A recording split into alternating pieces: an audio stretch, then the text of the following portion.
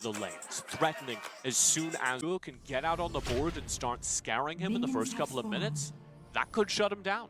All right, well, looks like level 1 is going to have some spice. There's the goal cut. Everyone's walking in. A knocked up out of Rakan. But Chris is actually the one lowest. The ignite is there, and then it's first blood. Team Queso just take it away. Faye way too late to try and save the day. So yeah, kicking off with an absolute banger, TJ. Team Queso don't waste a moment. The experienced team rushes down mid, launches what we call an EU start to a game, and manages to find all of ThunderTalk.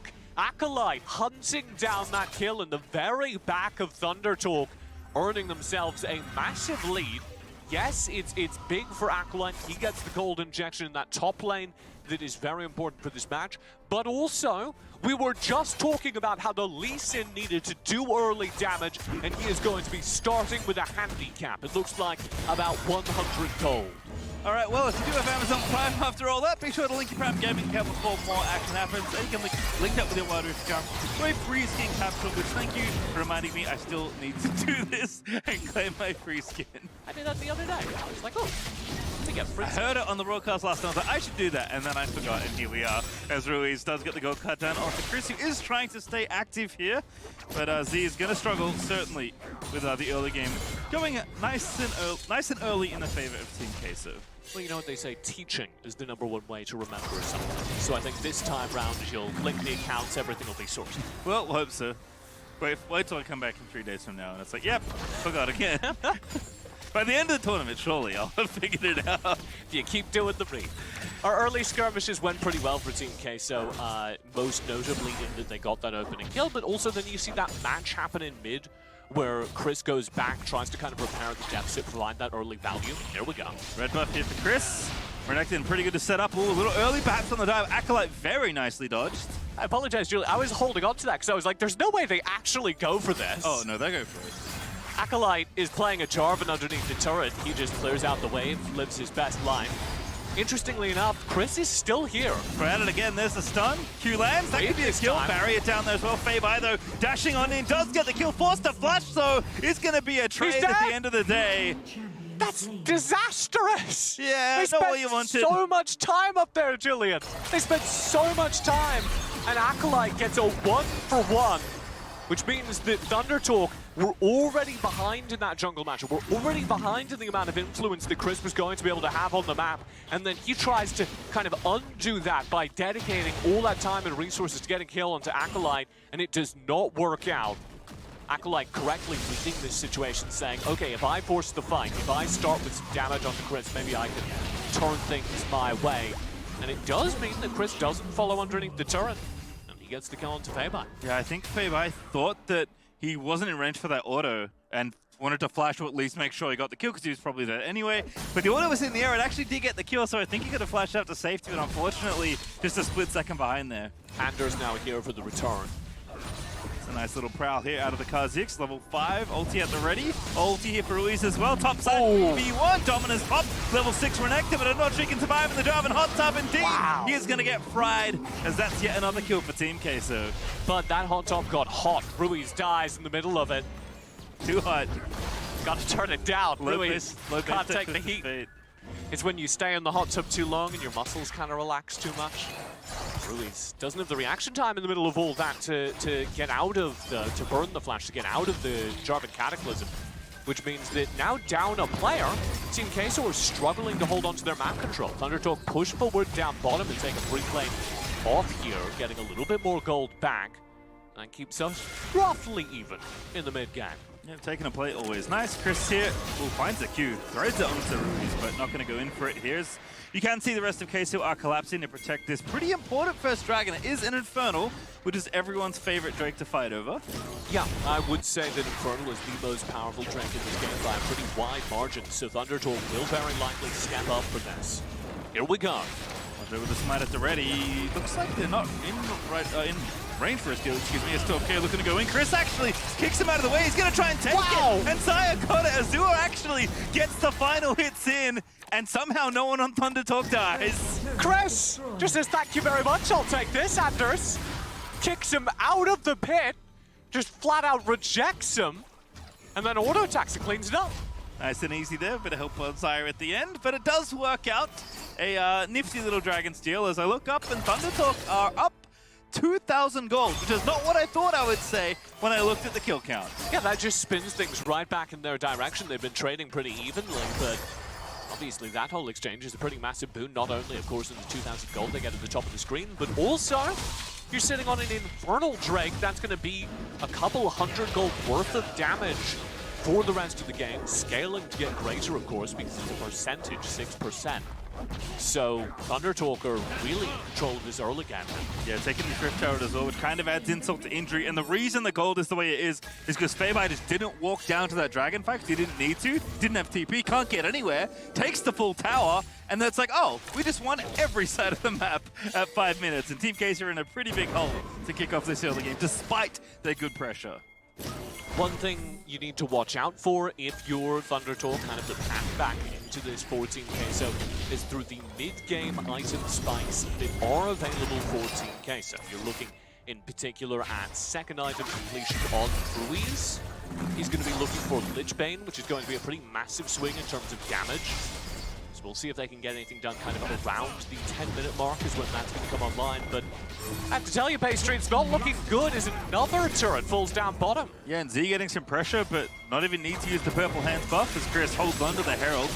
Team Queso trying to counter push here in mid, but there's just nothing really for them. Ori's wave clear is pretty good, and the rest of ThunderTalk are already reinforcing. They're going to have to back away there. And this is where, if you're in team comms, somebody starts saying, it's all right, we got late game. And that is kind of true for Team Queso. They do have Twisted Fate, who's going to be a menace in duels throughout the entire game. They do have, of course, Senna Galio, both of whom perform very well in the late game. And they'll have the tank from the Jarvan. But I don't know that it significantly outscales what Z's Orianna, what Azura's Kai'Sa are going to do. Of course, catching up. It's going to be a long road here. Team Queso down 3,000 gold as we are at the 7-minute mark currently. Z harassing Ebu there, pretty effective on the Ori as topside Feibai is looking to take Dominion over this half of the map. In the jungle, Andre caught Ruiz, they're going to protect it with a gold card. Does get some damage onto Chris, but that's about it. And all of Team Queso are suffering from losing those turrets. You see ThunderTalk are the type of team that's always going to press advantage. Good route. Chris has the flash. Very sneakily up, and now it's a 2v4 for the rest of the squad. Ruiz trying to chase it down. I think he wants the backup kill indeed. He will take the lead in, but now caught out of position. Oh, S12K trying to get in there, but can't find it. And the Herald's just hanging out. It dropped in mid before he died.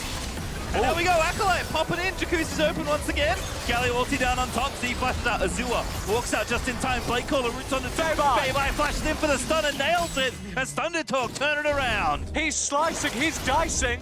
And ThunderTalk managed to bring that fight back under control as it starts with such a disastrous engage for them. They're going to try and take out this turret as well. The wave does get cleared, and I think that should finally force them to reset. They'll back it up, but again, continuing to compound their advantage ever so slowly. Goal doesn't shift much, but you can feel the pressure kind of building up to rewatch this Axe replay.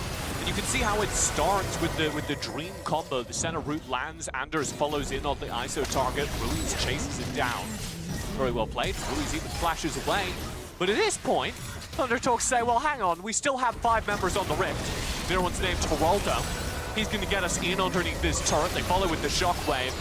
And Team Queso, despite a valiant defense, step a little too far forward. Feibai finds the flank, and we're already fighting. Yep, here we go. Acolyte actually zoomed his way in as S12K tried to bait them through, but memorized awfully low.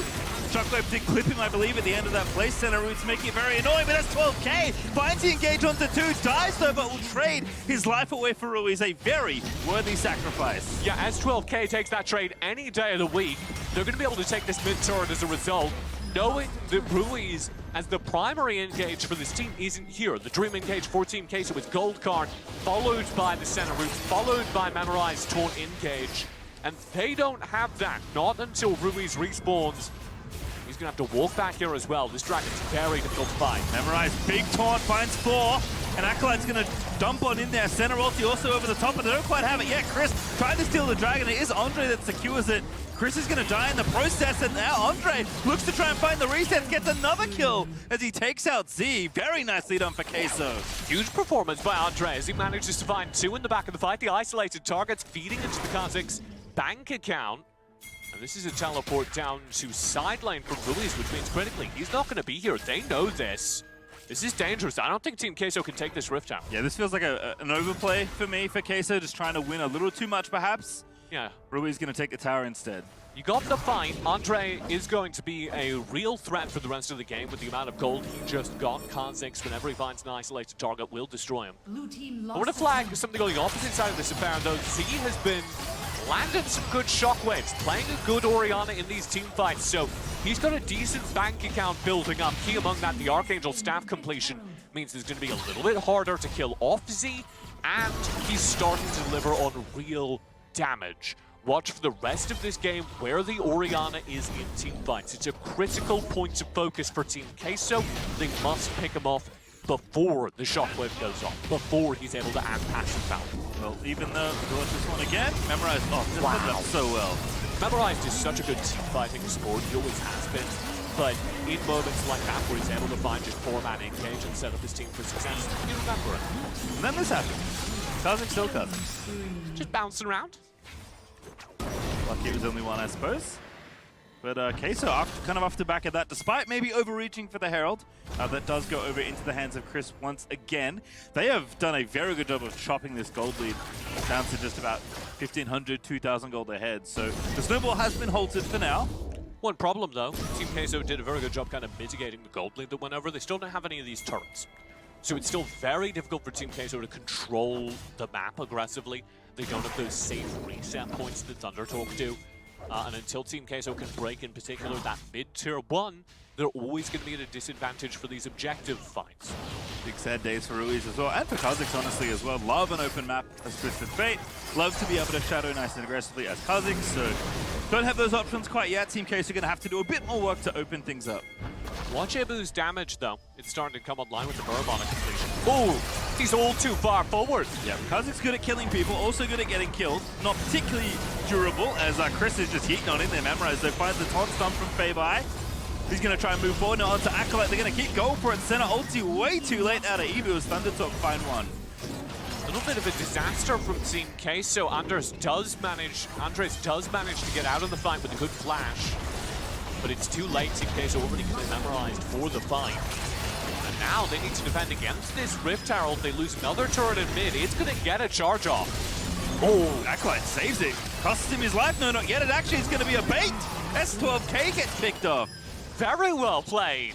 Acolyte yet again stepping up to create opportunities for Team Queso. As he shadow boxes a little bit. Look at just the command and attack there from Z, moving the orb. Took maybe a third off of Andre's HP. Yeah.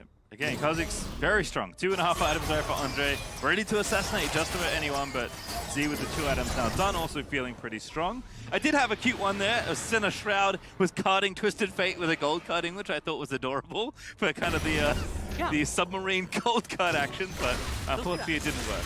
You'll see that quite a lot when you can get the Senna out, because characters move so fast in wildrift in comparison to League of Legends PC. That you'll quite often see Senna just used as a Shroud of Darkness for CC engaged. I like the submarine comparison. It's a good time, as Ocean Drake has spawned. Always a fun one to fight over. Team's definitely in position to battle, though, as it is Team Queso first to the area. You're looking at Ruiz's gold card to find a key target here. Ruiz, Memorized, and Acolyte are the front line, zoning here, using that Twisted Fate ult to gain vision. Ooh, that reset. Kind of brutal. Chris actually playing for the steal, it looks like. As ThunderTalk not in a rush to get to the objective. Team Queso know they have a solid team fight. They'd rather take the team fight than the objective fight, because that gets very sketchy. So they back off here, match the wave, kind of daring ThunderTalk to walk in and take the space they once were. Also not bad to maybe trade off here. Can maybe afford to give a Drake away if you get the mid outer, which you've wanted for so long.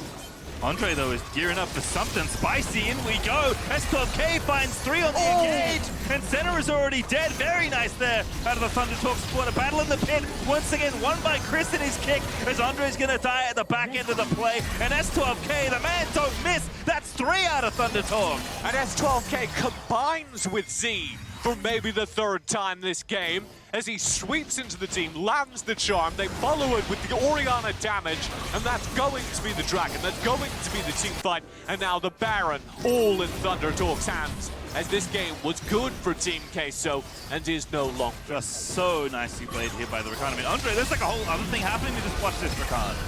And the follow-up. Oh, that's beautiful. And it's so well set up as well because you have both Z and Azor just kind of sitting behind that engage, knowing that they have the exact same zone of AoE damage lined up. You let it just vanish, man. That's what happens. Baron vanishes as well. All of a sudden, it's 15 minutes through, and ThunderTalk are in a commanding position to try and end this game. We're going to have Faye by bottom side, getting those pushing through. Going to have a 4-1 little split here to kick it off, and ThunderTalk, they'll take just about any fight that looks decent here. Yeah, I mean, at this point, it is a little scary to go late because Ibu infinitely scales, memorized, very hard scaling champion, so there's no real reason to keep this game going. If you're ThunderTalk, you try and force these, you try and use the Baron advantage whilst you have it.